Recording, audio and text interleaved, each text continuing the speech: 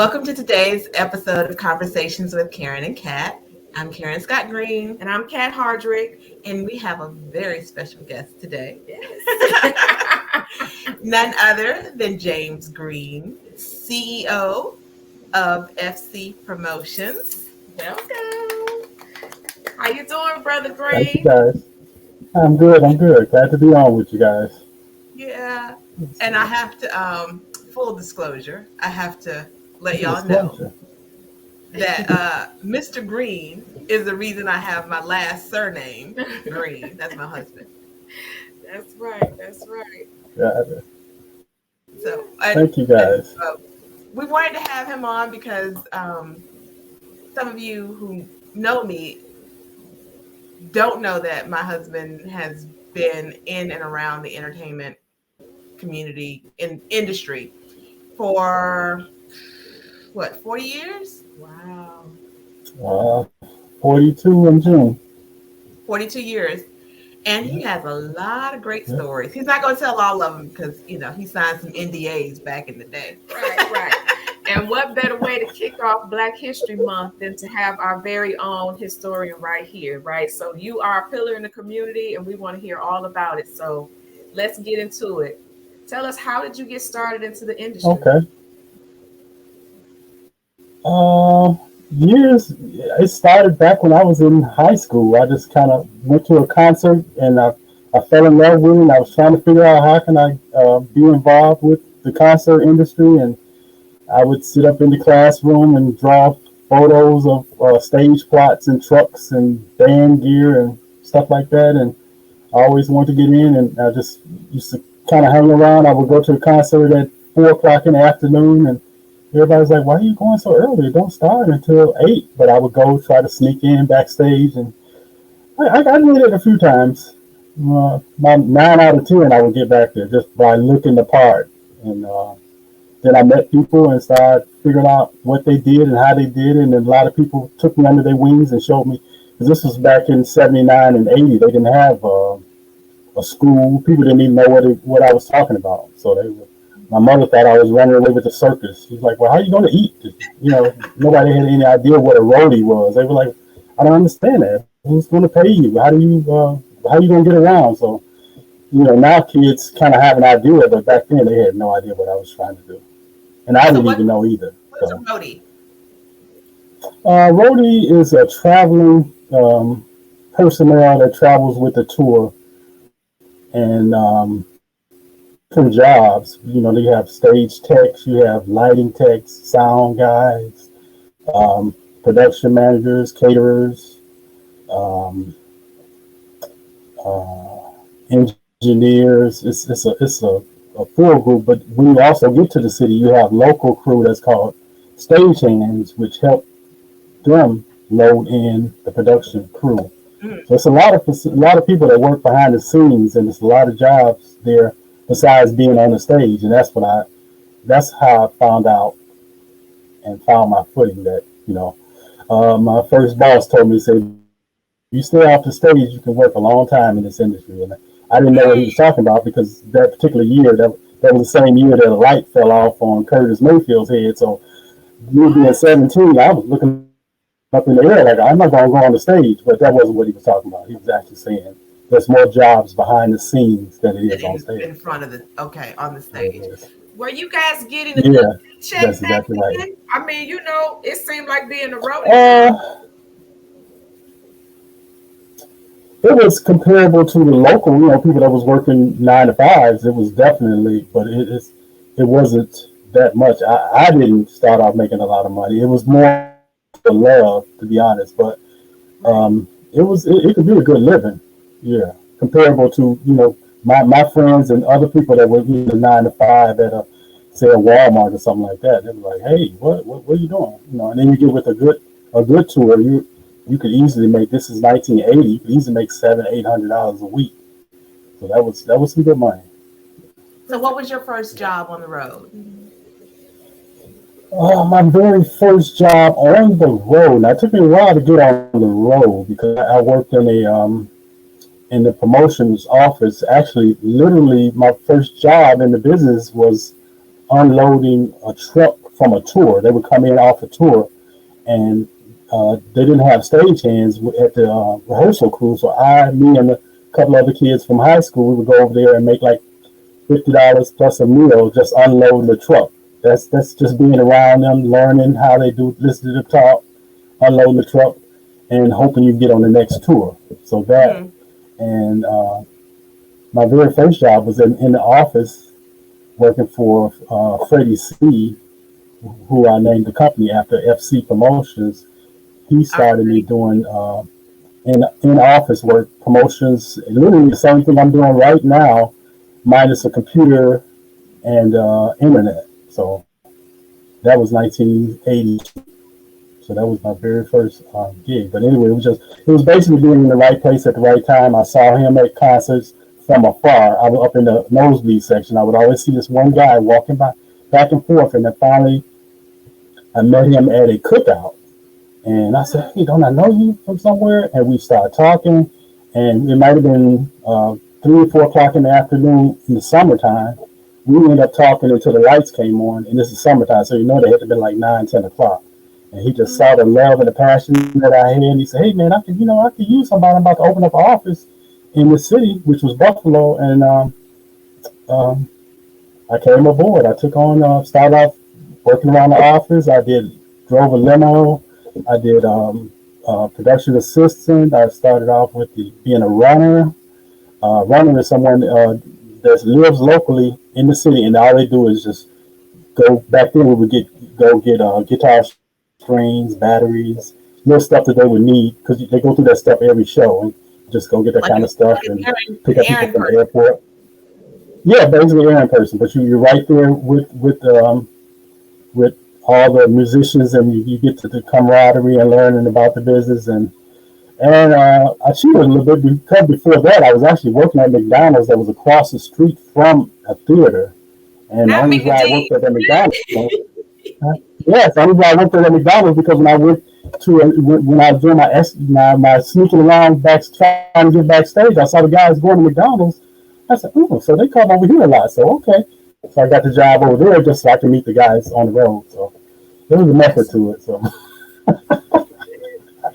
yeah. I've heard Puff Daddy say he was a runner, and he never really because kids kind of relate to Puff Daddy, but to hear you say that too, so that's like a real thing. You just run around and you get a bunch of things for folks. That's right. That's the entry level position to this business. To be honest, a lot of the guys that are made it to production managers, tour managers, and even artists, they were runners before. Tupac was a runner. Tretch from Naughty by Nature was a runner for Queen Latifah. So you get little stuff like that, and it's an entry level position. So you get to learn a lot from that business. Yeah. I see you have some strings behind you. Are you an artist? How do you? That's Army for sure. I hate to say it. It's funny that you said that, because when I first met my boss Freddie C, I was taking guitar lessons so I could become a guitar tech on tour. That's pretty backwards. Because most guitar techs can play better than the person they're teching for, and he was like, that's not how you do that. So anyway, that's for sure. I got it so I can get someone to autograph it for me. And instead of taking the whole guitar down there, I just take the head off of it, and I take it down and let them sign it, and I put the thing back on. So that's what that's for. Yeah. So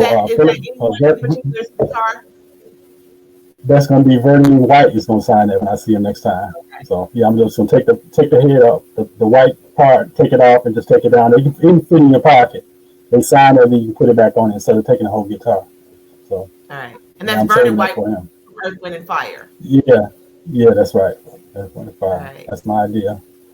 Yes, ma'am. All right. So you went from working with Freddie in the office, and then you went on the road. Yeah, and I went.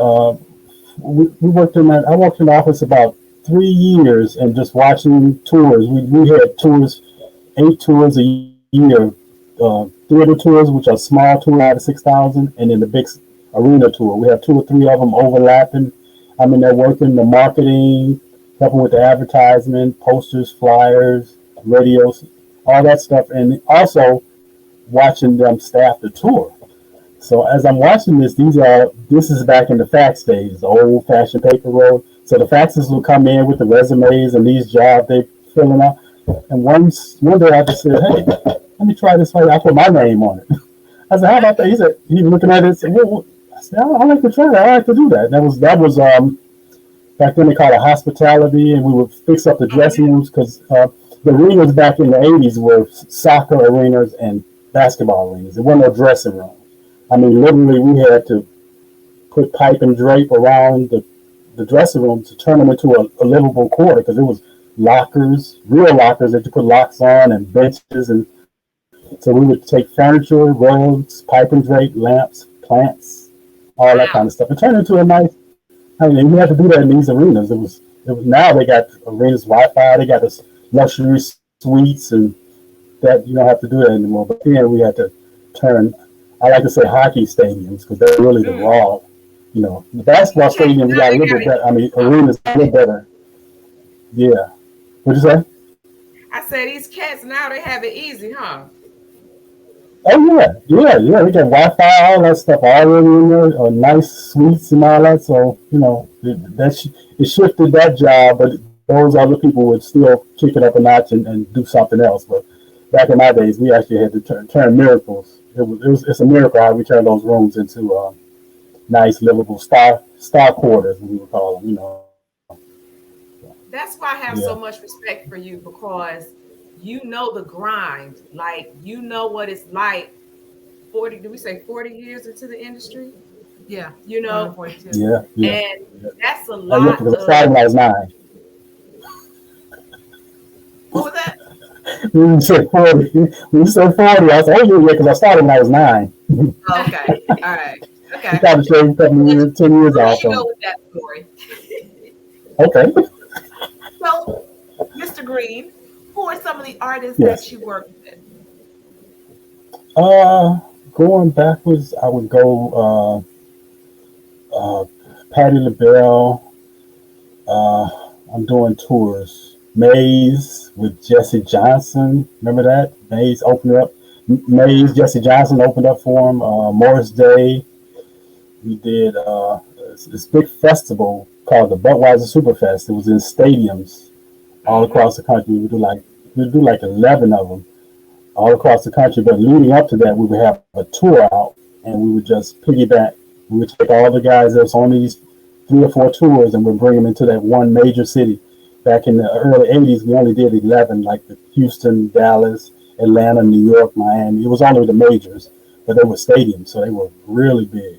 And we would actually load in 2 days. Like if the show is on a Saturday, we would get in there on Friday morning. So that was a real big thing. And then uh, from Rick James, of course, because I lived in Buffalo, and that was watching them on the ground level while working in the office, watching them move around the city. That gave me another vision of how the artist actually worked and lived in a, at home. Because on tours and in the office, all we did was see him on a show day and all that. But when I dealing with Rick James at home in Buffalo, that was pretty interesting watching the staff move and his family and stuff. And of course, New Edition, Bobby Brown, And you were Johnny a personal Gill. assistant for a while Uh, too, weren't you?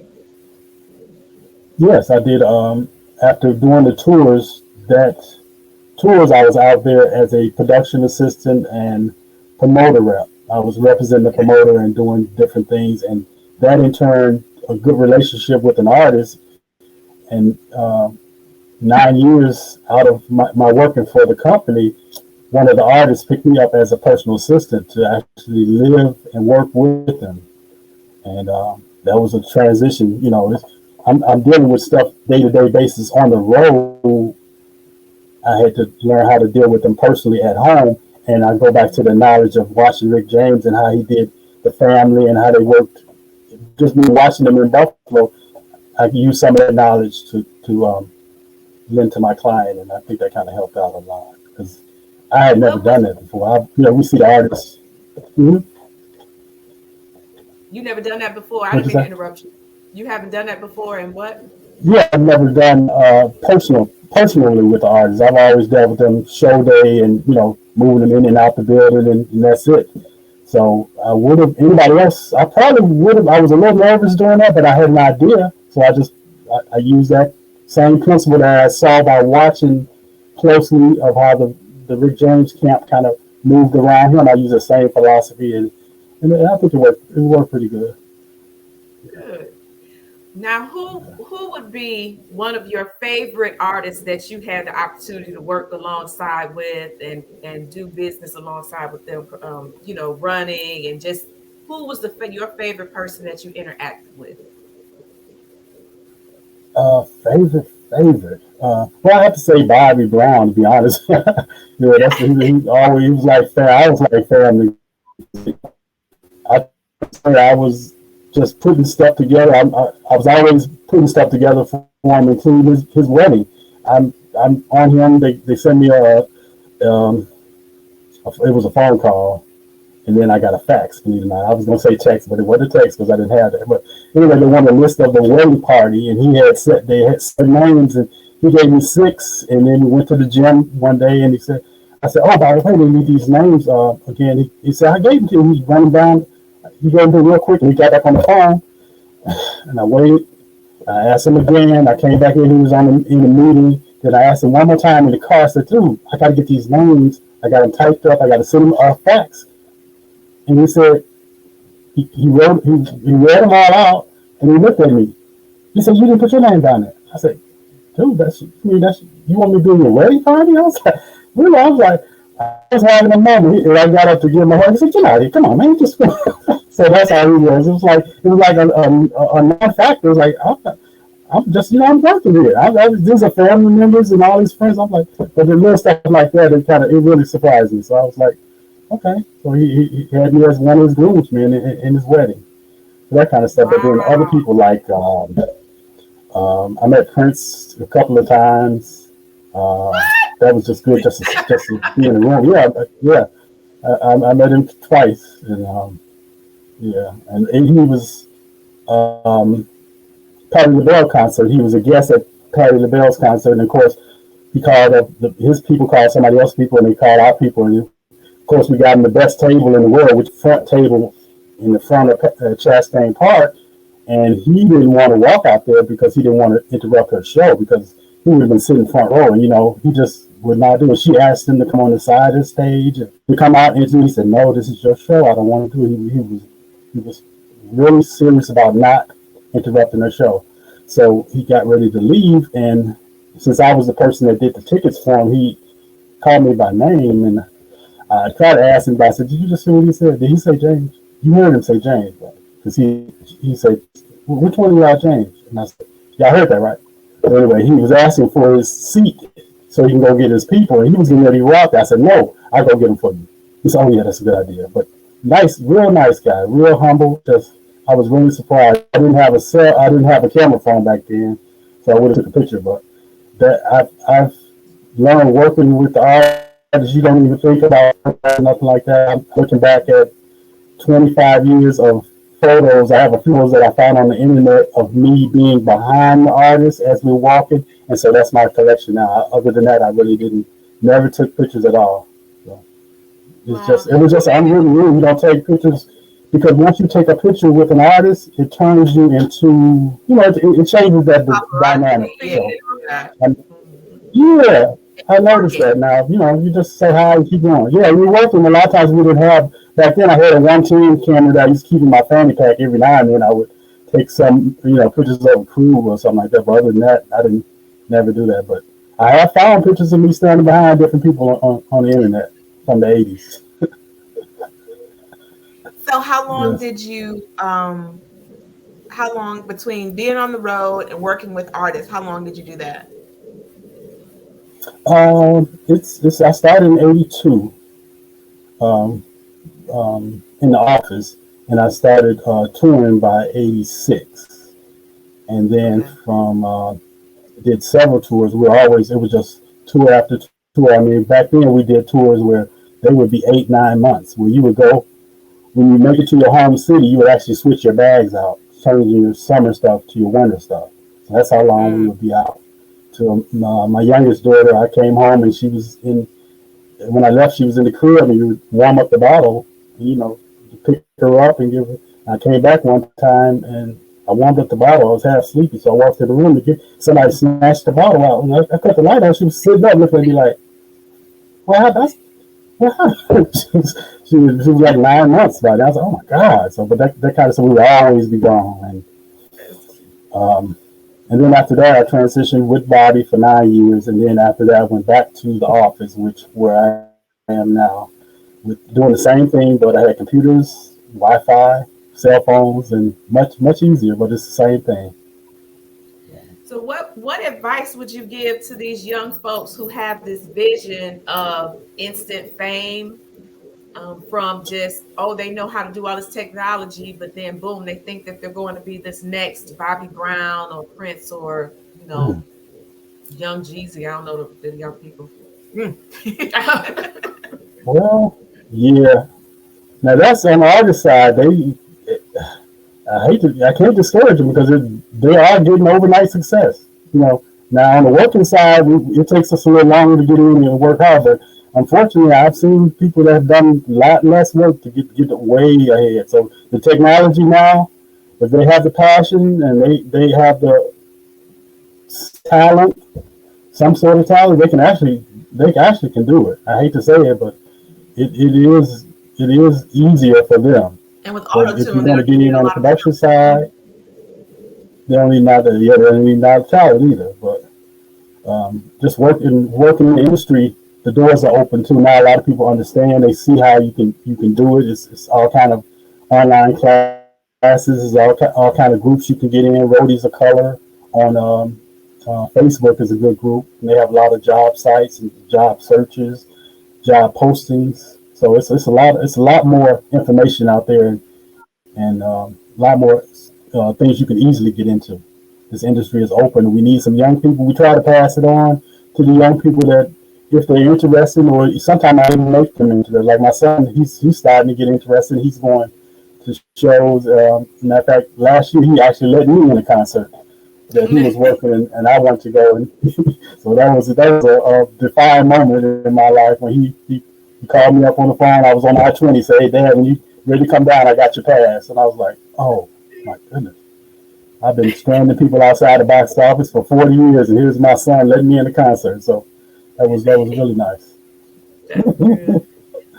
Do you find that do you have a lot of women in your industry? There really are. There are a lot of women that have not only started in as coming in like a assistant or a secretary. You would think they would be doing a lot of paperwork, but these ladies are production managers. They're in there on the ground, boots on the ground, working hard. Lot. Every tour I've seen, at least, has been 3 or 4 women in prominent roles, not just runners, but real prominent roles in this industry. And it's wide open for females, yes, because not only just wardrobe or assistants, but all aspects of it. I mean, riggers. That's when you go to a concert and you see those speakers up in the air. Someone has to get up there and do that. We have female riggers, black female riggers. That's done that. It's a lot. Yeah, they definitely have increased that. You mentioned a production manager. What does a production manager do? He basically oversees the tour. He oversees the facilitating of the materials, say like trucks, buses, getting people into the building, making sure the equipment goes up and down, because you have a narrow window. Most of the time you get in these venues, you only have that day, because the night before they might have had a basketball game or a hockey team or even another concert. So you're getting in, sometimes you're getting in able to load your trucks in at maybe as early as 6, maybe 7 o'clock in the morning for an 8 o'clock show that night. So you have to manage all these moving parts, make sure everyone's there, make sure your trucks got in from the night before, make sure they're sitting there waiting so they can back those trucks in, get all that stuff loaded. You got to manage the stage hands, which are the local people You got to manage them to make sure they're moving along. It's a lot of management, moving parts. And if you got a crew, you got a good team of people, you can always it's a lot easier. But it's definitely a lot of managing moving parts. Okay. How big is a production to put on a show? I don't know if that's like, can you give us an idea? Like how big or how many people does it Uh, take to put on a concert, a Bobby Brown, a New Edition concert? it depends on the place. Like in a place like a Fox Theater, it can be they can even have a big production too. But we've done stuff as far as Fox Theater or outside venue or even a Mercedes-Benz Stadium, where they would take somebody like a Beyonce. She'll come in there with 15 or 20 trucks, semi trucks, and that's Mm, a a day in, a 2 day 2 days in and 1 day out, including the show day, that kind of stuff. So it can get pretty big, and you have a lot of people, including locals. The locals, we can't do without the locals. So I want to give up some love to the locals because they, you have all these people. Some of them be volunteers, but a lot of the stage hands, a lot of cities are union, so they get paid, but we can't do without them. And I used to be one of them, so that's why it takes a lot. that's right. Yeah. Wow. You have a lot of experience. I am so happy to talk to you. I want to see Thank those you. photos with you in the I background. appreciate it. I would do that. Matter of fact, yeah, I can do. I can send it to you, and then you can post it. Is that how you do that? I can I send it can to you put them guys. up. You post it as I'm talking. Put them in this video. You can put them on. Yeah, I have a few of them. I have to go back and find them every now and then. I go, oh wait a minute, hold on. Is that my chin?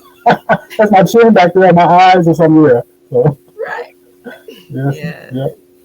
Mm-hmm. Thank you Well, I for joining appreciate it. us, James You're Greene, so welcome. on today's Thank you episode so of much. I hope I Conversation. helped. I'm sorry? I said I hope I helped out someone. I hope I inspired some youth. So Of thank you. course you will. Absolutely. Of course Absolutely. you This is will. the best way to kick off Black History Month, right? With Mr. James Greene. So thank you for joining us in this episode of Conversations with Karen and Kat. Where we are impacting the world one conversation at a time.